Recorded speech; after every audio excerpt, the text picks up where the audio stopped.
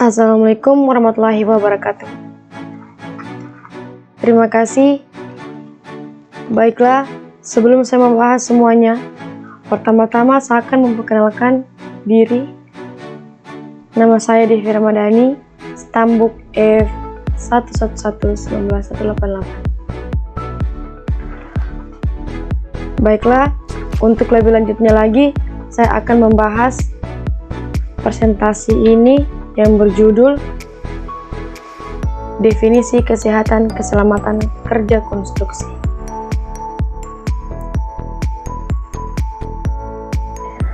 Apa itu keselamatan kerja? Keselamatan dan kesehatan kerja adalah kegiatan untuk menjamin dan melindungi keselamatan dan kesehatan tenaga kerja melalui upaya pencegahan kecelakaan kerja dan penyakit akibat kerja. Keselamatan dan kesehatan kerja atau K3 adalah sebuah ilmu untuk antisipasi, rekognisi, evaluasi, dan pengendalian bahaya yang muncul di tempat kerja yang dapat berdampak pada kesehatan dan kesejahteraan pekerja, serta dampak yang mungkin bisa dirasakan oleh komunitas sekitar dan lingkungan hidup. Adapun kebijakan keselamatan dan kesehatan kerja. 1. Memastikan regulasi ketika ditegakkan. 2. Safety first. 3. Setiap individu bertanggung jawab pada diri sendiri dan lingkungan sekitar. 4. Manajemen risiko pada tiap tahapan kerja. 5. Memastikan terselenggaranya SMK 3, yaitu Sistem Manajemen Keselamatan dan Kesehatan Kerja. 6. Memastikan pembinaan SMK 3, Sistem Manajemen Keselamatan dan Kesehatan Kerja. Tujuan ketiga tidak hanya untuk memberikan perlindungan terhadap tenaga kerja dan orang lain yang berada di tempat kerja agar terjamin keselamatannya, tetapi juga untuk mengendalikan risiko terhadap peralatan, aset, dan sumber produktif sehingga dapat digunakan secara aman dan efisien agar terhindar dari kecelakaan dan penyakit akibat kerja. Perlindungan ketiga yang efektif dan efisien dapat mendorong produktivitas jika dilaksanakan dan diterapkan melalui sistem manajemen K3 sebagaimana amanat pasal 83 Undang-Undang Nomor 13 Tahun 2003 tentang Ketenagakerjaan. Adapun alasan keselamatan kerja.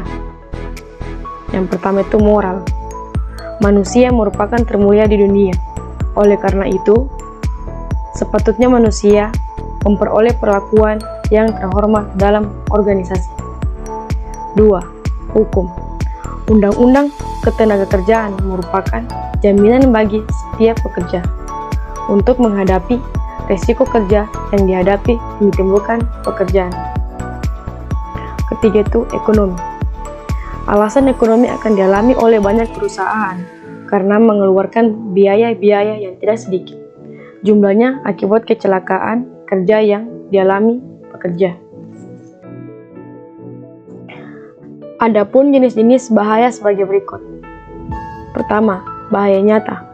Bahaya nyata itu yang dijelaskan kelihatan dan tidak dapat dirasakan, seperti mesin-mesin peralatan yang tidak diberi pelindung, kerusakan bangunan, peralatan listrik yang cacat, rem kendaraan yang tidak pakam, atau sebagai berikut. Bahaya tersembunyi, yaitu bahaya yang tidak dapat sulit dirasakan, seperti instalasi listrik, uap beracun, atau suara berfrekuensi tinggi. Bahaya yang berkembang, yaitu yang tidak segera dikendali dan akan berkembang sepanjang waktu.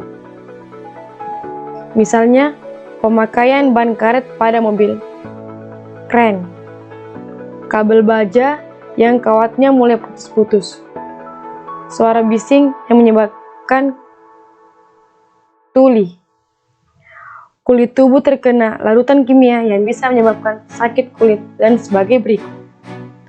Bahaya sementara, yaitu bahaya yang kadang-kadang muncul, misalnya ketika beban mesin terlalu berat atau overload, listrik atau mesin yang kadang-kadang mati.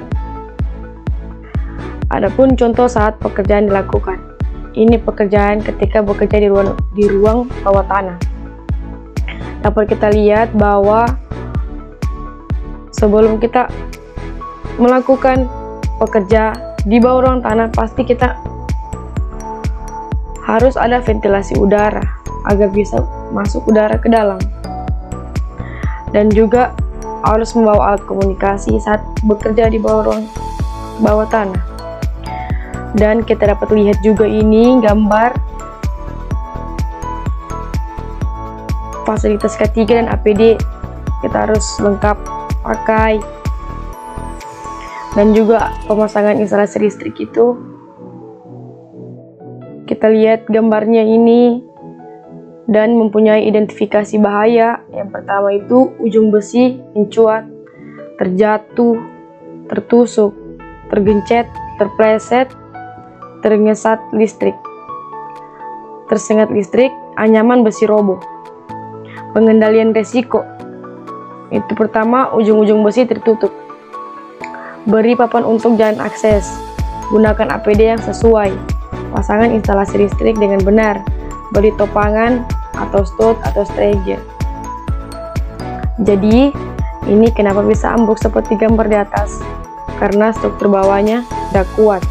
Makanya sebelum melakukan pembangunan, pastinya struktur harus diperkuat, rangka backisting yang memadai diberi pagar.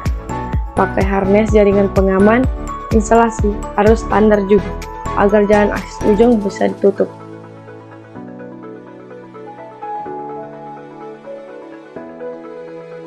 Adapun standar penerapan ketiga, dapat kita lihat dari gambar ini ada dua macam,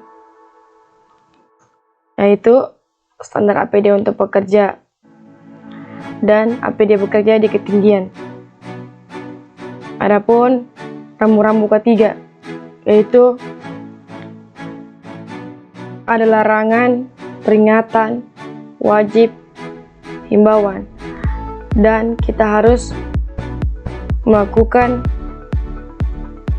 pemakaian APD seperti helm, rompi, sepatu, dan sarung tangan agar kita terhindar dari risiko kecelakaan saat di tempat kerja. Terima kasih. Apabila ada salah kata mohon dimaafkan. Wabillahi taufiq wa hidayah. Wassalamualaikum warahmatullahi wabarakatuh.